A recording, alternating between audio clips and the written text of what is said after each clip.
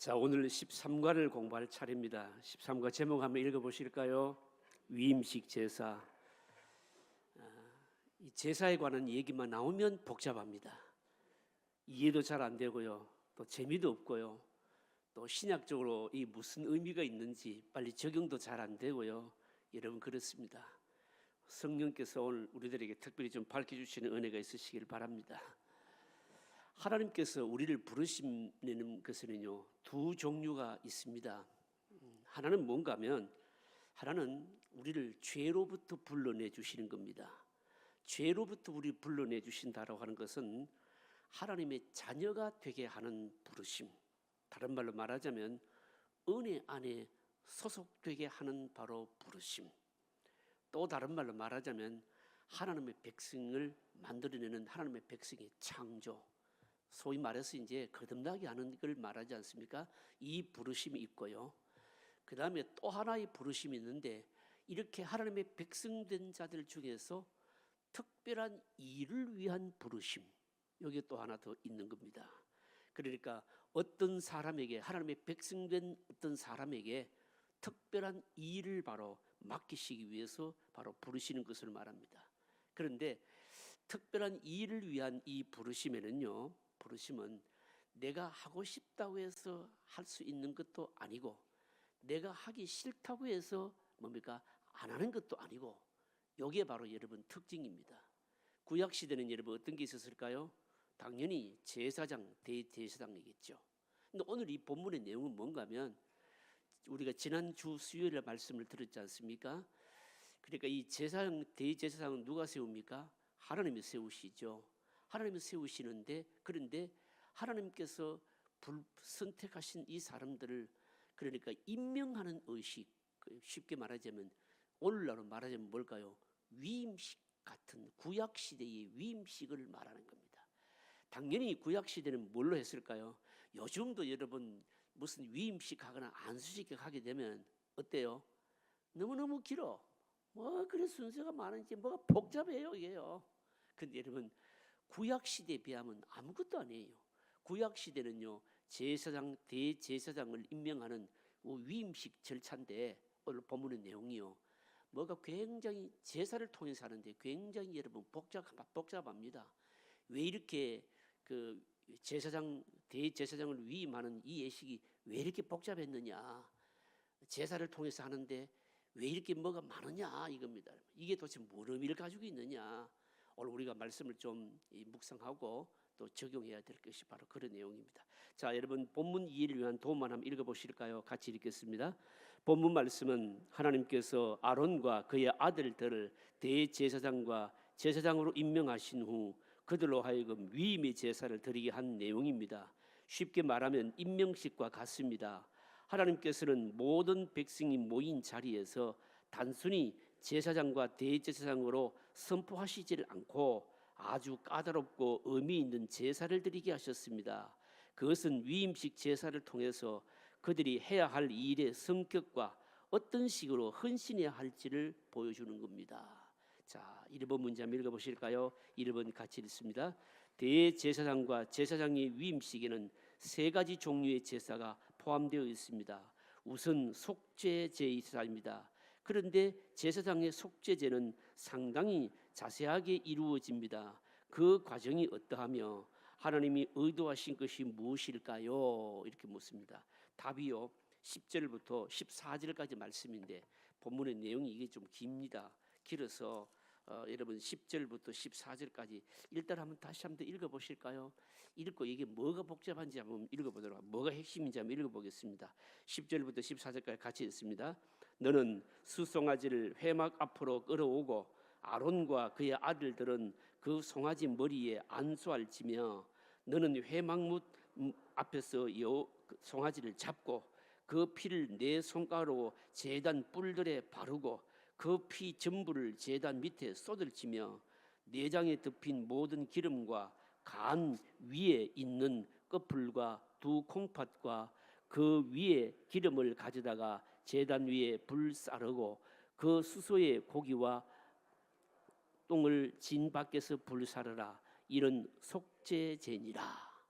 자, 뭐가 복잡해가지고 제가 이걸 여러분들에게 좀 간단하게 좀 머릿속에 정리를 해드리겠습니다. 물론 우리가 시험 칠 건 아니니까 막 그렇게 골머리 아프게 막 외우시고 그렇게 하지는 않지만 꼭 기억하셔야 될 게 뭔가 하면 제사장 위임식에는요 제사가 딱 3번이 있습니다. 3번이 있는데 요것만 머리 넣으시면 됩니다. 제일 첫 번째가 뭐냐면 가장 기본적인 근본 제사로 속죄 제사입니다. 이 속죄 제사는 뭘로 드리는가 하면요 수송아지를 가지고 딱 드립니다.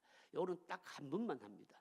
그리고 또 나머지 두 번의 제사가 더 있는데 두 번의 제사는 뭔가 하면 이 수송아지 속죄 제사에 적용되는 제사인데 두 번의 제사가요 숫양으로 2번 드리는 제사입니다. 이 숫양으로 2번 드리는 제사는 한 번은 번제이고요 한 번은 화목제의 의미가 있는 겁니다. 이게 바로 구약 시대의 그 제사장의 바로 그 위임식의 핵심인 겁니다. 자, 머리 넣으셨죠? 제사를 몇 번 드린다고요? 3번. 3번 드리는데 가장 기본적이고 근본 제사는 뭡니까? 수송아지를 가지고 드리는 뭡니까? 딱 한 번 드리는 속죄 제사. 1번 문제가 속죄 제사의 1번 문제고, 그리고 나서는요 이 기본 근본 제사에 적용되는 제사를 2번 더 드렸는데 그거는 뭘로 드린다고요? 숫양으로 드리는 제사인데 2번 드렸는데 한 번은 뭡니까? 번제고 한 번은 뭡니까? 화목제다.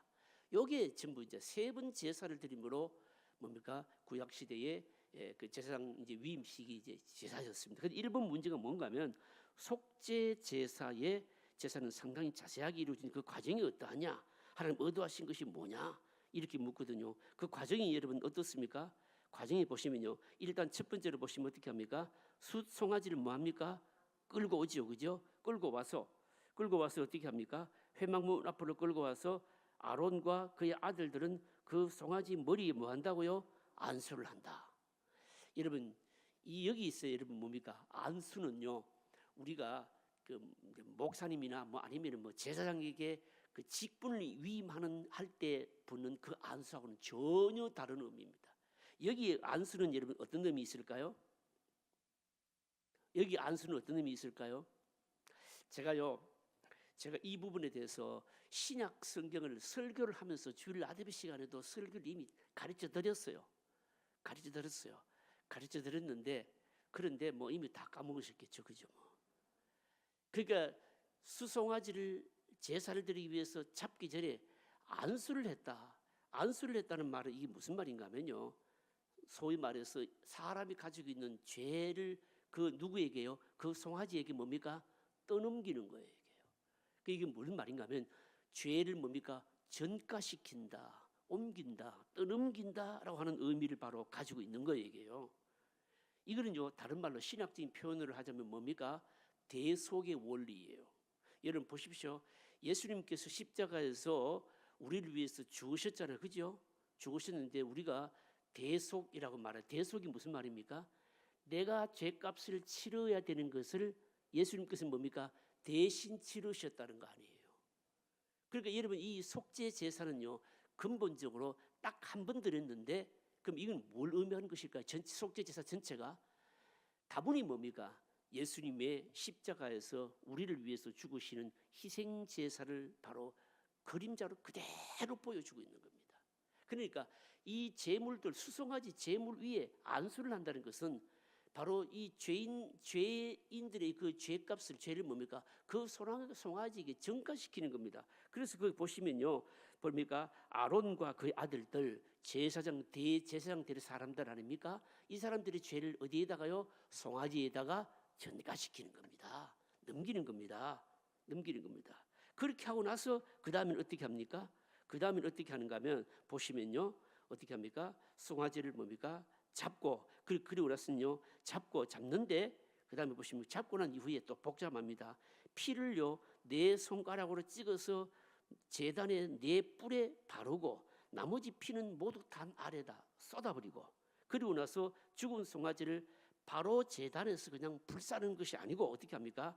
강과 콩팥과 거기에 붙은 기름 한 번 드리는 것이고 여러분 우리가 뭐 제사만 나오면 골 아프잖아요. 뭐 머리 아프고 잘못 오늘날 우리하고 신약하고도 거리가 멀고 이러니까. 레위 성경만 읽으면 뭡니까? 재미도 없고 이해가 안 되고 복잡하잖아요.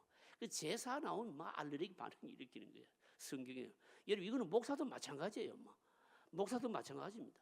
제가 오늘 이 수요일 날 이거 말입니다. 하려고 말입니다. 지난주 중에 휴일만 계속 공부했다는 거 아닙니까 이거요. 이 뭐가 이 복잡해요. 그런데 정리가 되고 나면 굉장히 간단합니다. 이 수송아지 제사는 레위기도 보시면 나옵니다만 제사들이 많이 나오는데 하나님께서 제일 귀하게 여기는 제사가 뭔가면요, 1년 된 수송아지 제사예요. 이 1년 된 수송아지 제사를 드릴 때는 언제 있는가 하면요, 반드시 뭡니까? 속죄 제사다. 이거 좀 알아놓으시면 좋아요. 속죄 제사, 우리의 죄를 속하는 가장 기본적인 제사. 이 제사는 반드시 몇 번 드린다고요? 한 번만 드린다는 겁니다. 여러분 예수님께서 우리의 죄를 속하기 위해서 2번 죽으신 게 아니잖아요, 여러분. 그렇죠? 한 번 딱 죽으신 겁니다. 그럼에도 불구하고 그 제사가 가지는 효력은 어떻습니까? 효력은 영구합니다. 모든 사람들에게 다 미치는 겁니다. 그러니까 이 속죄 제사는 근본적으로 뭘 여러분 그림자로 보여줄까요? 십자가에서 죽으신 예수님의 희생제사, 우리의 죽으심을 뭡니까? 그림자로 그대로 보여준다는 겁니다. 그래서 제사장, 대제사장 위임식을 할 때는 제일 중요한 위임식의 제일 중요한 절차가 뭔가 하면 바로 이 속죄 제사였습니다. 이 수송아지를 다 가지고 와서 잡고 뭡니까? 머리에 안수하고 잡는 거, 제사를 드리는 것. 여기에 바로 기본 제사였다, 근본 제사였다.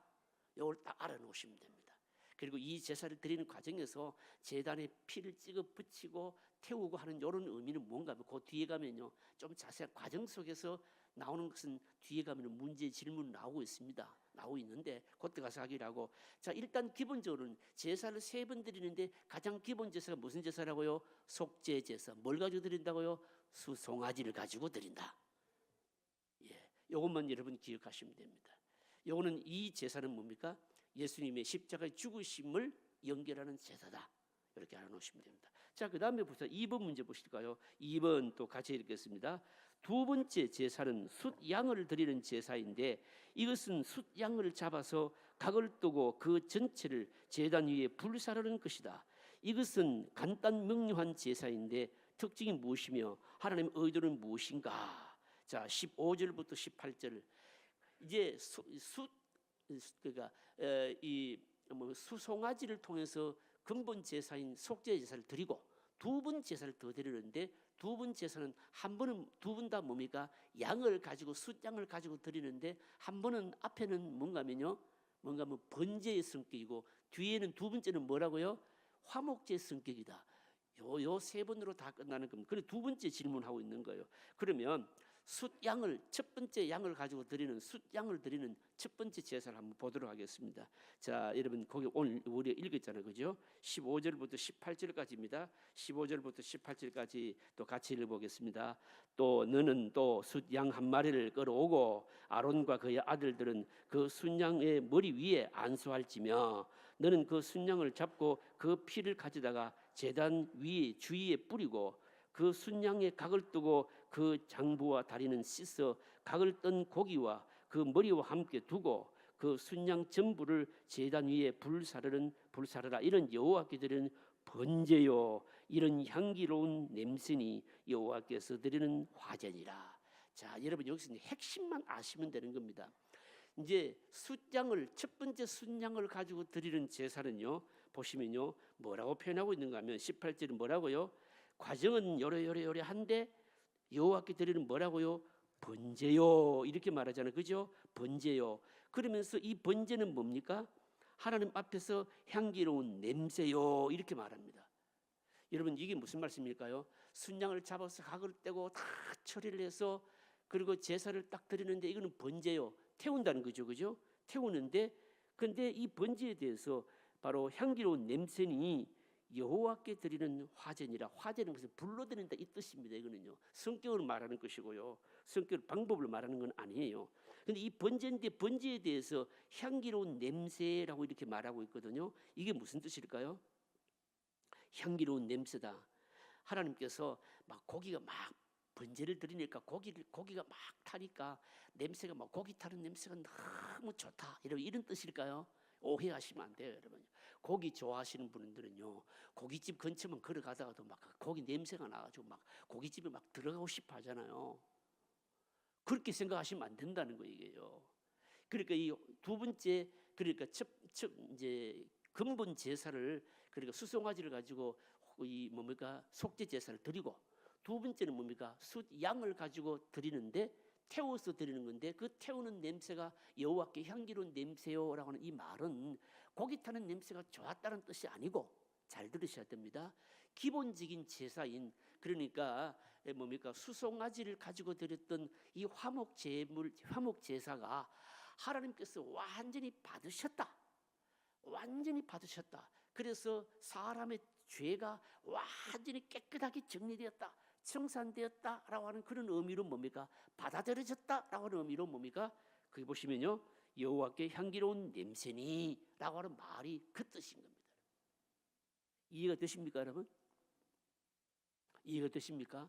물론 한 번 들어도 또 까먹으시겠지만 어쨌든 들을 때는 뭡니까 이게 뭔 뜻인가 하면, 숫 양을 가지고 드리는 이 첫 번째 제사는요, 그러니까 숫 염소를 가지고 드리는 근본 제사인, 그러니까 뭡니까 이 속죄 제사가 하나님 앞에 완전히 그대로 흠양이 되었다라고 하는 뜻으로 뭡니까 번제를 드렸는데, 그 번제에 대해서 여호와께서 향기로운 냄새다, 다 이 그가 근본 제사가 다 잘 받아들여졌다, 바로 그런 의미다라고 하는 겁니다. 그런 의미인 겁니다. 여러분, 이거는 여러분 어떤 의미일까요?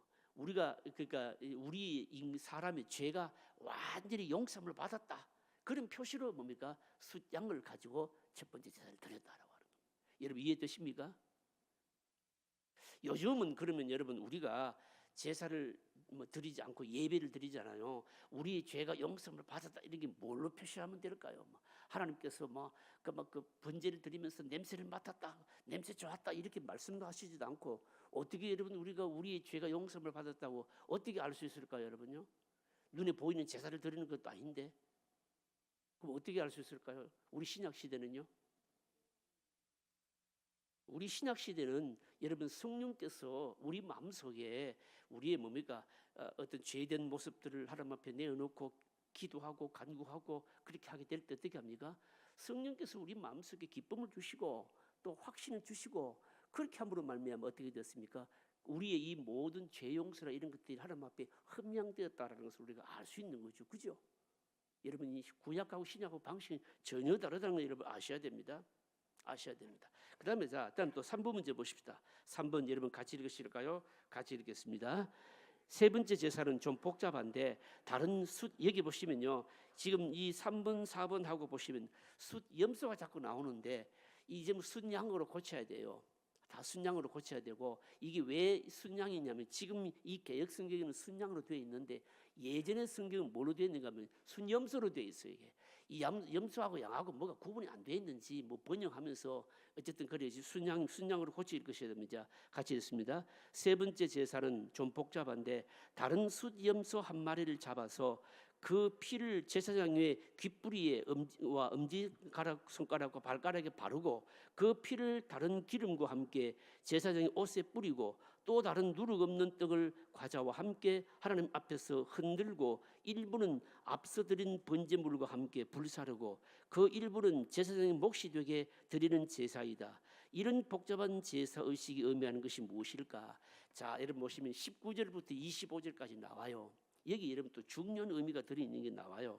자, 한번 보실까요? 19절부터 25절까지요. 같이 있습니다. 너는 다른 순양을 택하고, 자 보십시오. 여기서 중요한 말이 뭔가 하면, 이제 가장 기본적인 제사 수송아지를 가지고 뭡니까 속죄 제사를 드리고, 그다음에 번제를 통해서 이 속죄 제사가 뭡니까 완전히 받아들여졌다는 표시로 뭡니까 첫 번째 순양을 가지고 번제를 드렸고, 그 다음에 또 뭐라고 말합니까? 너는 다른 순양을 택하고, 그 두 번째 숫양 제사 내용입니다. 이거 뭔지 읽어보겠습니다. 같이 읽습니다.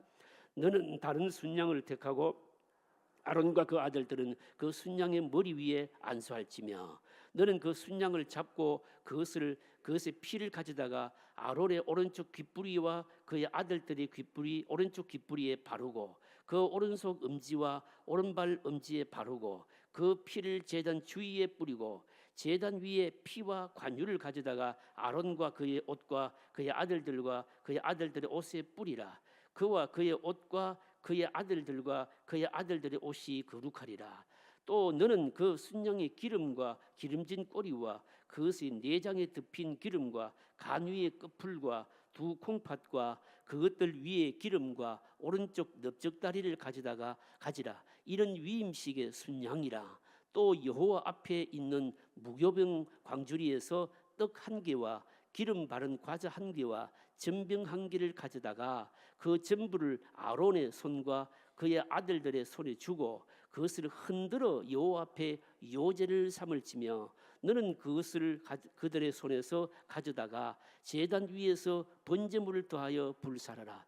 이는 여호와 앞에 향기로운 냄새니 곧 여호와께 드리는 화제니라. 자, 요 지금 두 번째 순양을 가지고 드리는 제사는요, 앞에 첫 번째 순양을 드리는 제사에다가 좀 다른 게 있어요. 그 다른 게 뭔가면 순양을 제사를 태울 건 태우고 하고, 그리고 순양의 앞가슴과 넓적다리에 뭡니까? 이 살은요 다 누가 먹도록 합니까? 제사장이 먹도록 하는 게 이게 특징이에요. 이게 특징이에요. 그래서 요거는 무슨 제사인가 하면요, 두 번째 순양을 가지고 드리는 제사는 앞에서 제가 말씀드렸잖아요. 무슨 성격이라고요? 화목제 성격이라고 들었습니다. 여러분, 화목제가 뭔 뜻입니까? 여러분, 레위기도 혹시 화목제가 나오잖아요, 그죠? 이 화목제의 특징이 뭔가 하면 잘 들어보십시오. 이래 되는 겁니다. 송아지를 가지고 기본 제사인 뭡니까? 속죄 제사를 드리고, 이 속죄 제사가 바로 정말 용서함을 받았다라고 하는 표시로 번제를 가지고 뭡니까? 순양을 가지고 번제를 드렸습니다. 그래서 하나님께서 향기로운 냄새다, 앞에 드렸던 수송아지를 가지고 드린 기본 제사를 통해서 죄사함이 이루어졌다라고 해서 표시를 했고, 그 다음에 표시를 하고 난 다음에 두 번째 순양을 가지고 드리는 이 제사는요, 특징이 뭔가 하면 화목제라고 하는 것은 하나님하고 우리하고 이제 그 죄로 말미암아 단절이 됐었는데, 죄 용서를 받았으니까 어떻게 됐습니까? 이제는 단절되었고 나누어졌는데 하나가 되었다는 겁니다. 그래서 이제 막힌 것이 없어졌다는 거예요. 그러니까 뭡니까? 화목하게 되었다라고 하는 표시로 뭡니까? 구약 시대 보시면요, 이 레위기도 보시면 화목 제사의 특징은 제사를 드리고 나면 그 제물을요 전부 제사를 드리는 사람들은 모두가 다 나누어 먹도록 되어 있어요. 성경을 아시는 분들이 이건 다 알고 있는 내용이거든요. 이해되십니까? 무슨 말씀인가 하면, 그러니까 이 화목제는 그러니까 하나님과 우리와의 죄 문제가 해결되어서 이제는 하나가 되었다라고 하는 일종의 친교의 의미로 드리는 제사인데, 화목 제사를 드릴 때는 화목 제물로 쓰였던 그 제물은요 반드시 제사를 드리고 난 후에 제사에 참여한 사람들이 다 나누어 먹었는데, 제사장의 위임식에서 드리는 이 화목제는요 다른 게 있는데, 뭐가 다른가 하면 요제 제물로 드렸던 이 숫양의 넓적다리와 가슴 부분의 이 살은 흔들었거든요. 흔드는 것은 뭐냐면 요제라 그러면 흔들요자, 그러니까 흔들어서 드리는데, 흔드는 이 제물은 흔드는데, 흔드는 것은요 반드시 일반 사람들은 먹지를 못하고 누구만 먹는다?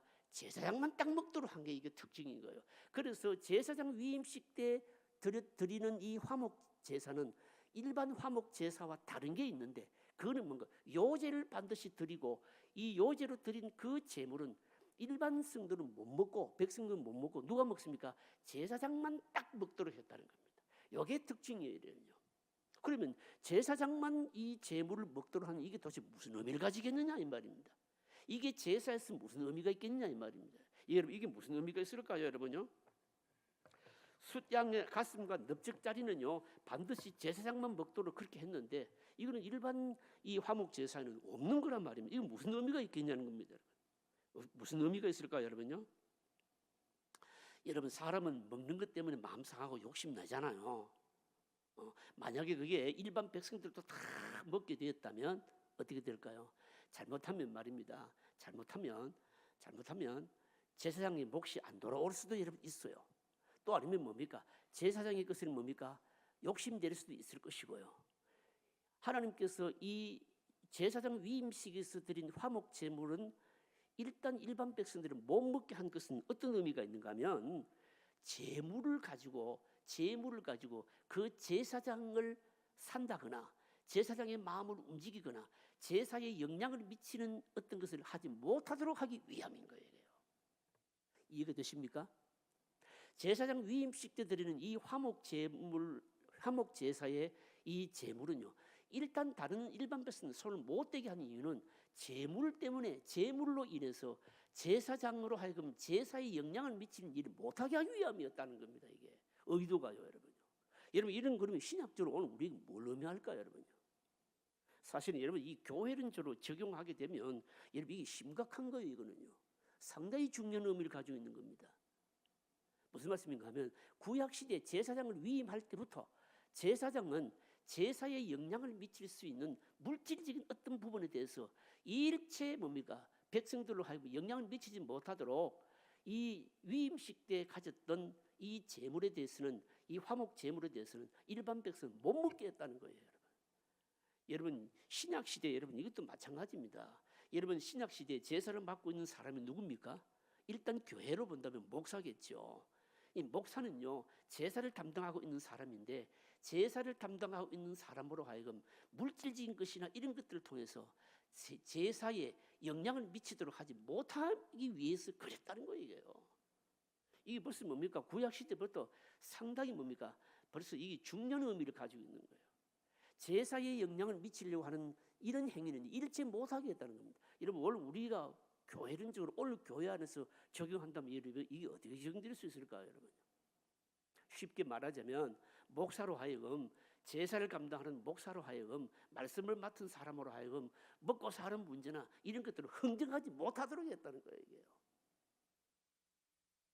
여러분 그래서 우리 교회법도요 이런 부분들에 대해서 아주 명쾌하게 선을 딱 긋고 있거든요. 이게요. 딱 선을 긋고 있는 거예요. 그래서 여러분 뭡니까?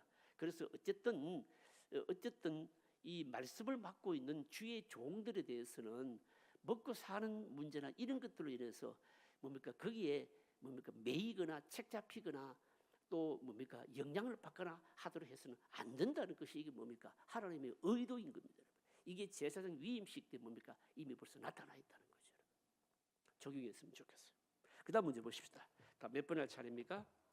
자, 4번 같이 읽습니다. 4번 같이 읽습니다. 무엇보다도 전체를 보고 세부적인 부분에 들어가야 방향을 잃지 않습니다. 가장 중요한 것은 세 종류의 제사 사이의 관계입니다. 아론과 그의 아들들이 행한 세 가지 제사는 그 정신에 있어서는 하나로 볼 수 있습니다. 이것이 가장 중요합니다. 그러나 이 한 번의 제사가 주는 의리나 혜택은요 상상할 수 없을 정도로 많습니다. 그래서 하나님께서는 먼저 수송아지 제사로 근본 제사를 드리도록 하고 그것에 바로 적용으로서 숫양 제사를 2번 드리도록 했습니다.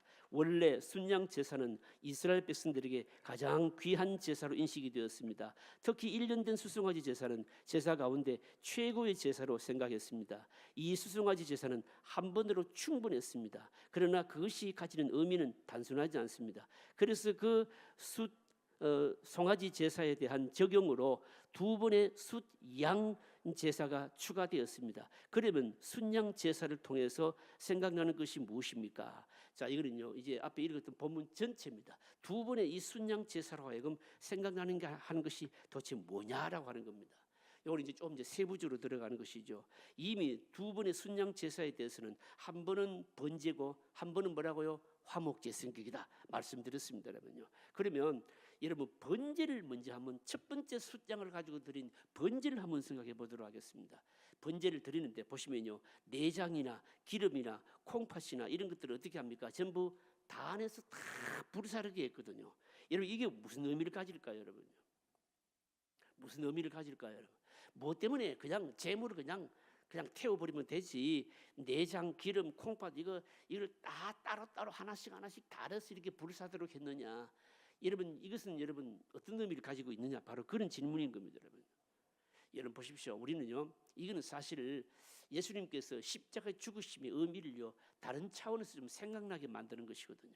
우리는 예수님께서 십자가에서 우리 죄를 위해서 죽으셨다. 그렇게 할 때 그냥 우리 죄를 위해서 그냥 한 번 죽으셨다 이렇게 생각할 수가 있지만 사실은 여러분 그렇지 않습니다. 십자가를 지시기 전에 몸으로 자기 자신이 죽으시기 전에 실제로 예수님은 어마어마한 많은 고초를 당하셨고요. 그리고 많은 고민과 한탄과 그리고 상한 마음으로 벌써 이미 뭡니까?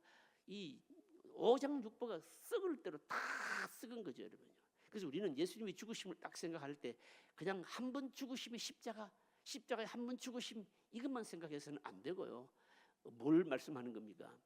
실제로 몸이 한 번 죽으신 것뿐만 아니라 몸이 한 번 죽으시기 이전에 예수님이 당하신 그 고통은요, 이미 뭡니까? 이런 말할 수 없는 많은 그 고통을 당하셨다는 겁니다. 그것을 상징하는 것이 뭔가 하면요, 내장을 불태우고 기름을 불태우고 콩팥을 불태우고 바로 이 의미가 바로 그런 의미인 겁니다, 여러분요. 그래서 우리는 예수님이 죽으심을 생각할 때 그냥 한 번 죽으셨다 이렇게 생각해서는 안 된다는 것이죠, 여러분요. 예수님이 당하신 영적인 부담감, 심적인 부담감, 답답함 이런 것들이 뭡니까? 다 이미 뭡니까? 진짜 죽을 대로 뭡니까? 죽음의 고통을 이미 육신이 죽는 그것뿐만 아니라 그 이전에 이미 뭡니까? 어마어마한 고통과 우리 죄를 위해서 이미 뭡니까? 그 많은 그 고통을 다 담당하셨다. 이걸 벌써 보여주는 겁니다. 이게 뭡니까? 첫 번째 순양을 통해서 번제를 드릴 때 바로 그걸 통해 우리에게 상징하는 겁니다. 그 다음에 또 두 번째는 뭔가 하면요. 그리고 두 번째 숫양을 잡아서는 여러분 이 순양 제사는 어떤 의미가 있다 했습니까? 화목제 성격이다 그랬지 않습니까? 화목제가 여러분 이미 말씀드립니다. 화목제는 여러분 뜻이 뭔가 하면 이거는 이제 관계가 완전히 회복되었다는 것을 의미하는 것이거든요. 이걸 여러분 화목 제사가 참 우리에게 중요한데 우리는 이 제사 이 의식에 대해서 우리가 거리가 멀기 때문에 얼른 이것이 의미가 와닿지 않을 수가 있습니다. 제가 예를 드리겠습니다. 저와 여러분들이 이런 체험이 없기 때문에 이 의미가 안 와닿을 수 있습니다. 만약에 저와 여러분들이요 사회에서 큰 죄를 짓고 만약에 교도소에 갔다 왔다. 여러 갔다 오신 분이 있으신가요? 교도소에 갔다 왔다 이러면 여러분 내가 그 교도소에 가서 죄값을 형기를 다 치르고 나와도 그 다음에 문제가 뭡니까? 어려움이 뭡니까? 어려움이 뭡니까? 사람 눈에는 안 보이지만 뭡니까? 마음속에 뭡니까? 다 별이 하나씩 다 붙어 있잖아요. 별이 붙어 있잖아요. 그게 뭡니까? 사회에서 저 사람은 죄를 짓고 교도소에 갔다 오고 그래서 뭡니까? 그 전과자다라 이런 낙인 찍게 있잖아요. 이 사람들이 사회 적응하는데 얼마나 어렵냐고요. 뭐가 어렵습니까? 마음속에 뭡니까? 일단 거리낌이 있을 것이고요. 사회에서는 전과자라고 뭡니까? 낙인에서 자꾸만 뭡니까? 소외시키고요. 그래서 우리가 어떤 죄를 짓고 나면 그 죄에 대한 값을 다 치러간다고 해서 끝이 아니에요. 그 다음에는 뭐가 문제인가 하면 우리 마음속에 남아있는 거리낌 그리고 사회의 편견 막 이런 게 여러분 얼마나 무서운지 모릅니다. 근데 이걸 없애는 게 뭘까요? 이걸 없애는 게 뭔가 하면 화목제예요. 화목제. 이 화목제를 왜 드리게 5대 제사 가운데 왜 화목제를 왜 드리게 하셨는가? 왜 만들어 놓으셨는가 하면 하나님께서 우리 죄인들이 하나님 앞에 다 용서를 받았는데 인간 편에서의 거리낌 때문에 뭔가 서로가 교제가 자유롭지를 못하고 거리낌이 있고 이런 게 계속 남아있는데 그것까지도 싹 해결하게 만드는 제사가 뭐냐면 화목제물입니다. 그래서 이 화목제를 딱 드리면요 하나님께서는 우리 마음속에 거리낌이 있는 것까지 싹 다 처분하셨으니 이제는 다시는 그런 뭡니까 거리끼는 마음조차도 가지지를 말라 이런 뜻에서 화목제사를 드렸고요. 바로 그래서 이 화목제사를 드리면 이제는 하나님하고 우리하고 뭡니까 완전히 하나가 되고 공동체와 완전히 하나가 되었다라고 하는 그런 뜻으로 드리는 제사회계예요. 자 그렇다면 보시면 그렇다면 제사장을 위임하는데 대제사장 위임식을 하는데 그러면 하필이면 요 세 가지 제사를 왜 드리겠느냐 이제 의미가 정리되는 겁니다. 제일 첫 번째 기본 제사가 뭡니까? 속죄 제사, 수송아지를 드리는 제사. 이건 뭡니까? 자기 죄를 용서함을 받는 것. 자기 죄를 완전히 용서받았다, 하나님께서 죄를 용서하셨다라고 하는 표시로 뭡니까? 첫 번째 숫장을 드리고 그걸 뭡니까? 번제. 딱 번제를 드리면 뭡니까? 하나님께서 뭐라고 말씀하십니까? 이거는 뭡니까? 향기로운 냄새, 고기 타는 냄새가 좋구나, 이런 뜻이 아니고, 앞에 드렸던 이 속죄 제사가, 기본 제사가 하나님께서 완전히 받으셨다, 그런 의미로 숫양의 제사를 드렸고, 두 번째 숫양을 가지고 드리는 제사는 뭡니까? 우리의 마음속에 남아있는 뭡니까? 그 그리낌까지도 뭡니까? 완전히 청산하셨다. 그래서 모두가 다 뭡니까? 하나님과 모든 사람들이 간에 뭐가 되었다고요? 하나가 되었다. 요 기본 요 세 제사를 딱 드림으로 말미암아 뭡니까? 제사장 위임식을 딱 했다라고 하는 거예요. 물론 5가지 뭐 제사들이 있지만 이 제사가 사실은 구약 시대 뭡니까? 그러니까 속죄 제사, 그래 뭡니까? 이제 번제, 그리고 화목제, 이 3가지를 통해서 뭡니까? 하나님께서 모든 것들을 다 받으셨다는 의미를 가지게 된 겁니다. 오늘 우리 신약 시대는요, 이런 제사는 안 드리잖아. 뭘로 합니까? 위임식을 뭘로 합니까? 예배를 통해서 하죠, 그죠? 예배를 통해서 합니다. 여러분, 중요한 게 뭘까요? 역시 중요한 게 뭘까요? 내 자신이 하나님 앞에 죄 사함을 받고 드려지는 것이 여러분 중요한 거죠. 자, 그럼 부담 문제 보십시다. 자, 몇 번 할 차례입니까? 자, 5번. 5번부터는 문제가 뭔가 하면, 여기 수송아지 제사, 순양 제사를 드린 과정에서 세세하게 나오는 의미를 묻는 질문들입니다. 자, 5번 문제 한번 읽어보실까요? 5번 문제 같이 읽습니다. 수송아지를 회막문 앞에서 잡도록 하신 것은 무엇을 의미합니까? 자, 수송아지 제사가 근본 제사로 제일 중요한 건데, 이제 29장 10절 말씀을 읽으실까요? 10절 같이 읽습니다. 너는 수송아지를 회막 앞으로 끌어오고 아론과 그의 아들들은 그 송아지의 머리 안수할지며, 이제 보시면요, 회막 앞에 끌고 와서 잡도록 했다. 회막 앞에서 잡도록 한 이 이유는 무슨 뜻이겠느냐, 이 질문이거든요. 여러분, 이건 뭔 뜻일까요? 회막문 앞에서 수송아지를 잡도록 하는 것은 무슨 뜻인가 하면요, 하나님께서 지금 보고 계신다, 보신다, 이 의미를 가지고 있는 겁니다. 왜 그럴까요? 여러분, 이 회막문 안에 뭐가 있습니까? 법궤가 있거든요. 그러니까 법궤 앞에서 수송아지를 잡음으로 말미암아 하나님 보시는 앞에서 제물을 잡게 하시고, 이 일을 주도하시는 분이 누구이신가 하면요, 하나님 자신이다. 이걸 바로 나타내는 것이 바로 요겁니다. 여러분, 어렵지 않습니다. 복잡하지 않습니다. 여러분, 복잡하지 않습니다. 그래서 이 속죄 제사는요, 어떤 사람이 죄를 뭡니까? 다른 사람에게, 다른 누구에게 전가시키고 하는 이 모든 일들 하나님 앞에서 하신다, 요겁니다. 그 다음에 6번 문제 보실까요? 6번도 같이 읽습니다. 하나님께서 잡은 순양의 피를 네 손가락으로 찍어서 단에 바르게 하셨습니다. 이것의 의미는 무엇입니까? 자, 여러분 16절도 읽어보실까요? 16절 같이 읽겠습니다.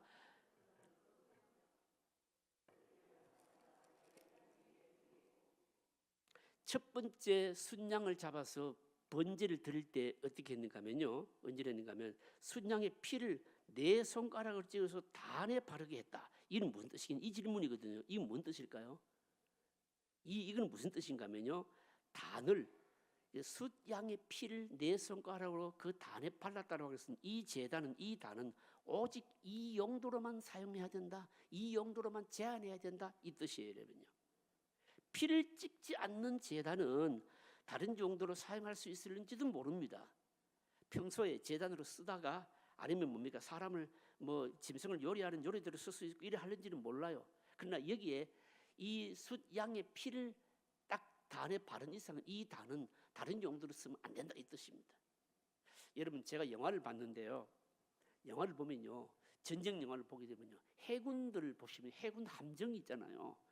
해군 함정을 보시면요, 그 해군 함정의 특이한 게 뭔가 하면, 그 장교들이 있는 사관 식당이 있어요. 그 사관 식당에는 여러분 보면요, 진짜 그 안에 뭐 시설이 여러분 굉장히 훌륭하게 잘 갖춰져 있어요. 갖춰져 있는데 그 식당, 사관 식당들 함정 안에, 이 사관 식당들 안에 아주 특이한 시설이 있는데, 뭔가 하면요, 이 밥 먹는 머리 위에, 식탁 위에요, 굉장히 밝은 뭡니까, 조명이 있어요.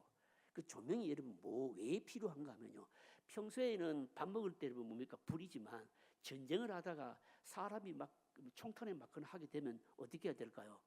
그때는 여러분 수술을 해야 되는데 사실 그게 다 수술용인 거예요. 수술하기 위해서 다 있는 것이거든요.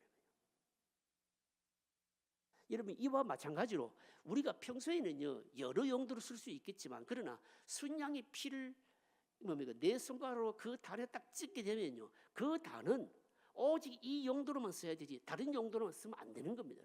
이게 무슨 의미를 가지고 있는가 하면요, 이게 바로 다른 말인 성전이 존재하는 이유를 말해주는 겁니다. 여러분, 교회가 왜 존재할까요? 성전이 왜 있을까요? 제사를 위해서 존재하잖아요. 죄 용서를 위해서 존재하잖아요, 여러분요. 그거하고 똑같습니다.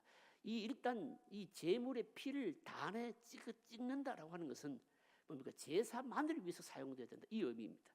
그 다음에 복잡하지 않습니다. 그 다음 문제 또 보십시다. 그 6번이었고요. 자, 그 다음에 7번 문제 또 읽어보실까요? 7번 같이 읽습니다. 나머지 피는 단 아래 쏟게 하셨습니다. 하나님께서 송아지의 내장과 거기에 붙은 기름과 콩팥 같은 것은 단 위에 불사르고 고기와 가죽과 똥은 이스라엘 진 밖에 들고 나가서 거기서 불사르게 했습니다. 이 송아지는 이미 이스라엘의 죄를 뒤집어 쓴 송아지이기 때문에 거룩한 진중이 있을 수가 없었습니다. 단지 그 내장과 콩팥과 기름은 단에서 불사도록 했습니다. 이것이 보여주시는 것이 무엇입니까? 이렇게 말하거든요. 나머지 피는요 단에서 다 섞게 하셨다. 이건 또 무슨 말씀인가 하면, 이것도 역시 마찬가지입니다. 이것도 오직 이 목적에만 사용해야 된다, 바로 이 의미를 가지고 있습니다. 여러분 보십시오. 예수님께서 십자가에서 죽으시고요, 피와 물 한 방울 다 쏟아내셨잖아요. 다 쏟아내셨는데, 여러분 보시면 우리가 성찬식을 하잖아요, 그죠? 성찬식을 할 때 예수님의 살과 피를 뭡니까? 기념하여서 포도즙과 뭡니까? 떡을 우리가 나눕니다. 성찬식을 하고 난 다음에 여러분 우리가 남은 건 어떻게 합니까? 이 남았다고 이렇게만 마시고 먹고 안 하잖아요. 어떻게 합니까? 묻지요. 그 왜 그래 할까요? 예수님의 살과 피를 뭡니까? 피이기 때문에 그런 거예요, 여러분요. 마찬가지입니다, 여러분요. 그러니까 이 대안에 다 쏟아붓는다라고 하는 것은 뭘 의미하는가 하면, 예수님의 죽으심은 뭡니까? 이게 우리 죄를 위해서 속죄의 죽음이 바로 완전성을 의미하는 겁니다. 우리를 위해서 뭡니까? 모든 걸 다 쏟아내셨다. 이거는 뭡니까? 그림자로 지금 보여주는 거예요, 이게. 보여주는 겁니다. 보여주는 겁니다. 그러니까 뭡니까? 이런 제사 하나하나가 결국 뭡니까? 결국 뭘 지금 우리에게 보여주고 있는 것일까요? 사실은 예수님의 죽으심과 십자가의 죽으심을 통해서 우리에게 미치는 뭡니까? 제사의 효력을 그림자로 우리에게 다 보여주는 것이죠. 이걸 뭡니까? 제사장 위임식 할 때 이런 제사를 드리도록 했다는 겁니다, 여러분. 자, 그렇다면 여러분 중요한 게 뭔가요? 자, 중요한 게 이제 8번 문제 하나 더 나오면 또 반복입니다. 문제 좀 깁니다. 여러분 같이 읽어보실까요? 같이 읽습니다. 번제라고 하는 것은 순양 하나를 잡아서 불로 태우는 것입니다. 이것은 내장이나 고기를 구별하지 않습니다. 모두 다 한꺼번에 태웁니다. 예수 그리스도의 십자가의 죽으심의 첫 번째 효과는 우리의 죄를 남김없이 다 태워서 없애버리는 것입니다. 완전한 죄의 소멸입니다. 아무것도 남기지 않고 모두 다 태워버립니다. 이것을 하나님 앞에 향기로운 냄새라고 했습니다. 번제를 하나님 앞에 향기로운 냄새라고 한 것은 하나님께서 사람들처럼 고기 굽는 냄새를 좋아하시는 분이라는 뜻이 아닙니다. 하나님께서는 예수 그리스도로 인하여 우리 죄가 말끔히 용서된 것을 기뻐하십니다. 누구든지 예수님을 믿는 자는요, 그의 모든 허물이 완전히 사라집니다. 어떤 사람도 그의 과거 죄를 들추어서 공격할 수가 없습니다. 그것은 모두 하나님께서 온전한 제사로 받으셨기 때문입니다. 그러나 두 번째 숫양은 모두 다 태우질 않았습니다. 이것은 제사장에게 주는 선물이었습니다. 이것은 예수 그리스도의 단번의 제사로 인하여 원수된 관계가 없어지고 하나가 되는 것을 의미합니다. 이 위임식 제사만큼은 왜 다른 사람들이 먹지 못하도록 하셨습니까? 이미 설명을 했습니다. 26절부터 28절까지 보시면요, 그래서 그 설명하는 게 나옵니다. 26절부터 28절까지 한번 읽어보실까요? 26절부터 28절까지 같이 읽습니다. 너는 아론의 위임식 순양의 가슴을 가져다가 여호와 앞에 흔들어 요제를 삼으라. 이것이 내 분깃이니라. 너는 그 흔들 요제물 곧 아론과 그의 아들들의 위임식 순양의 가슴과 넙죽다리를 거룩하게 하라. 이는 이스라엘 자손이 아론과 그의 자손에게 돌릴 영원한 분깃이요 거제물이니 곧 이스라엘 자손이 화목제의 제물 중에서 취한 거제물로서 여호와께 드리는 거제물이니라. 세 번째, 그러니까 두 번째 순양을 가지고 드린 제사는 화목제가 맞고, 이 화목제의 제물은 일반 화목제와는 달리 제사장만 그 뭡니까 제물을 순양의 가슴과 넙죽다리는 제사장만 먹도록 했다. 바로 이걸 이제 설명하고 있는 겁니다. 뭔 뜻일까요, 여러분요? 이게 우리에게 의미하는 바가 뭘까요? 이거는 뭔가 하면 제사장을 함부로 할 수 없다라고 하는 의미하고, 또 하나는 뭡니까? 모든 제사가 완전하게 하나님과 우리 사이에 이제는 거리낌이 전혀 없을 정도로 완전히 하나가 되었다는 것을 딱 상징적으로 보여줌으로 말미암아, 이 제사를 딱 드림으로 말미암아 제사장 위임식은 종결이 되는 겁니다. 그렇다면 여러분 중요한 게 뭔가 하면요, 9번 문제입니다. 여러분 9번 한번 읽어보실까요? 9번 같이 읽습니다. 제사장이 존재하는 이유가 무엇일까요? 제사장의 위임을 위한 제사가 이토록 복잡한 이유가 무엇입니까? 피를 생각하는 직분입니다. 그러나 이 피는 육체적인 생명을 위한 피가 아니요 영혼의 죄를 씻기 위한 피입니다. 제사장이 존재하는 이유는 다른 사람의 죄 문제를 해결하기 위해서입니다. 그는 오직 이 일에 헌신된 자입니다. 물론 다른 일도 필요하겠지만 적어도 제사장은 죄 때문에 존재합니다. 교회가 존재하는 이유가 무엇입니까?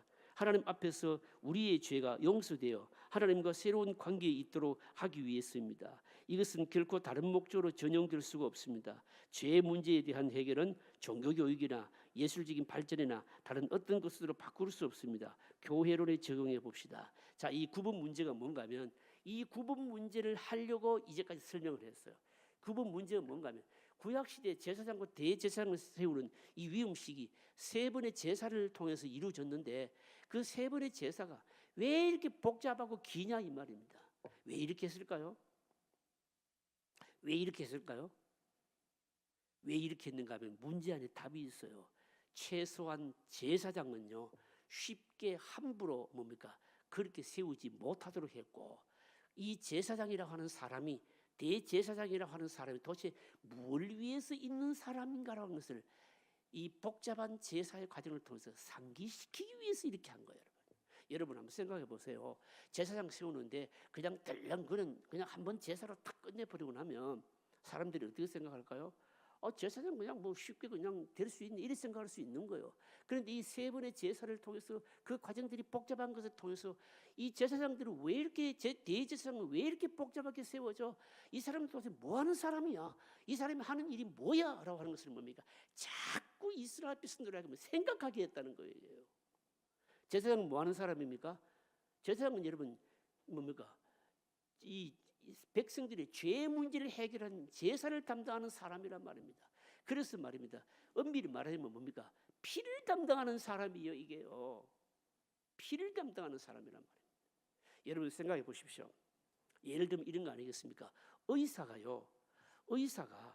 요즘 우리 이 의료계의 문제가 이런 거 아닙니까? 의료계의 문제가 뭡니까?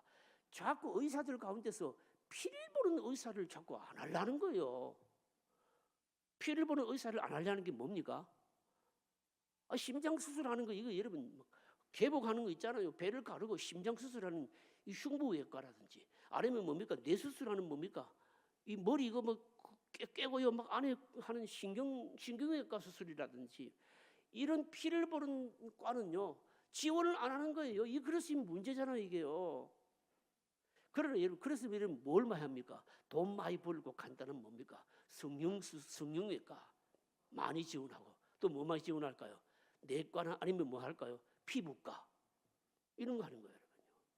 그래서 여러분 의사는 기본적으로 여러분 피를 생각하지 않으면, 내가 피 보겠다 이 마음이 없으면 의사가 되면 돼요, 안 돼요? 안 되는 거예요, 이게는요. 의사는 뭐 하는 사람이에요? 피를 보는 의사예요. 피를 보는 사람이에요, 이게요. 제사장이 많은 사람이에요. 피를 다루는 사람이란 말입니다. 이게 다른 사람의 죄를 위해서 뭡니까? 짐승을 잡아서 제사를 드림으로, 그러니까 피와 굉장히 친한 사람이 이게요. 그 일을 하는 사람이 제사장이라는 거예요, 여러분. 이 교회론적으로 오늘 교회론적으로 뭘 의미할까요? 교회가 왜 존재하느냐? 교회가 왜 존재할까요? 여러분 교회는 왜 존재하는가 하면 이 인간의 뭡니까? 죄 문제를 해결하기 위해서 존재하는 거예요. 이게요. 여러분 물론 우리가 구약시대처럼 짐승을 잡지는 않지만 우리 인간의 죄 문제를 담당하기 위해서 교회가 존재하는 거예요. 여러분. 그런데 오늘 교회는 뭡니까? 이걸 안 하려고 하는 게 문제라 이 말입니다. 여러분. 피를 안 보려고 하는 거예요. 여러분. 그러니까 어떻게 합니까? 그래서 어떻게 하는가 하면 그 문제도 나와 있습니다만 어떻게 합니까? 여러분 교회가요 무슨 뭐 문화적인 행사도 해야 되고 또 어떻습니까? 교육도 해야 되고 다른 것도 많이 해야 되죠. 많이 해야 되지만 그건 뭡니까? 죄인들을 뭡니까? 불러오기 위한 수단이고요. 교회는 기본적으로 존재하는 이유는 사람의 뭡니까? 죄 용서를 위해서 제사 예배를 위해서 필요한 거예요. 여러분. 그래서 뭡니까? 그래서 사실은 뭡니까? 이 세상의 어떤 기관에도 여러분 뭐 국가의 뭐 행정부에 뭐 입법부에 뭐 학교에 말하면 경찰서에 죄 용서하는 문제를 뭡니까? 이렇게 다루지는 않잖아요, 여러분요. 이 여러분 교회는요. 우리 하나님 앞에서 우리 인간의 죄를 바로 처리하는 바로 기관이라는 겁니다. 여러분. 이거는 뭡니까? 이 제사장들의 위임식 제사를 통해서 우리에게 아주 분명하게 보여준다는 겁니다. 그런데 오늘날 교회는 이 부분에 우리가 너무 뭡니까? 우리가 충실하지 않다. 이게 문제죠. 뭐에 충실합니까? 뭐에 충실합니까? 어떻게 하는지 사람들은 자꾸 위안만 주려 하고 위로만 주려 하고요. 괜찮다 하고요. 이게 여러분 문제라는 거죠. 여러분. 결론적인 정리 한번 보십시다. 정리가 여러분 뭐 깁니다. 또 긴데 좀 시간이 갔지만 여러분 차근차근 읽어보실까요? 같이 있습니다. 제사장의 위임을 위한 제사를 보면서 우리의 직분을 생각해야 됩니다. 하나님께서는 우리를 불러서 하나님의 일을 하게 하십니다. 우리가 과거에 많은 관심이 있습니다. 거기에 많은 관심이 있습니다. 하지만 하나님께서 우리를 처음부터 이 사역으로 부르시지를 않습니다. 우리가 이 사역을 원하는 것은 하나님에 대한 사랑도 있지만 실제로 우리가 일의 매임으로 안전하고 해지고자 하는 욕구가 있기 때문입니다. 하나님께서 우리에게 일보다도 하나님 자신이 더 큰 상급이 되고 우리가 더 갈급하는 대상이 되기를 원하십니다. 하나님 자신이 우리에게 무한한 보배입니다. 무궁무진한 진리가 그 인격 안에 들어 있습니다. 그러나 우리는 먼저 우리에게 일부터 시키면 우리는 하나님을 버리고 그 일에 매달릴 가능성이 있습니다. 그래서 긴 세월 동안 하나님의 성품을 하나하나 알아가도록 하십니다. 그 엄청난 크심 앞에 온전히 부복하게 하십니다. 그래야 어떤 일이 주어져도 그 일로 자기 만족에 빠지지 않고 오히려 그 일로 하나님을 더 알아가게 됩니다. 그래서 금방 사역으로 부르시질 않습니다. 자, 여러분 이 말 이해하시겠습니까? 이해하시겠습니까? 이게 무슨 일인가 하면 지금까지 읽은 말의 내용이 뭔가 하면 여러분 구약시대 제사장, 대제사장 피를 다루는 여러분 뭡니까?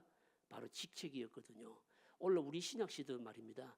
교회에서 막 직분에 대해서 관심을 많이 가지는데 직분에 대해서 막 관심을 가지고 일을 하려고 하기보다는 뭘 해야 될까요? 그 직분을 감당하기 위해서 하나님께서 사람을 어떻게 할까요?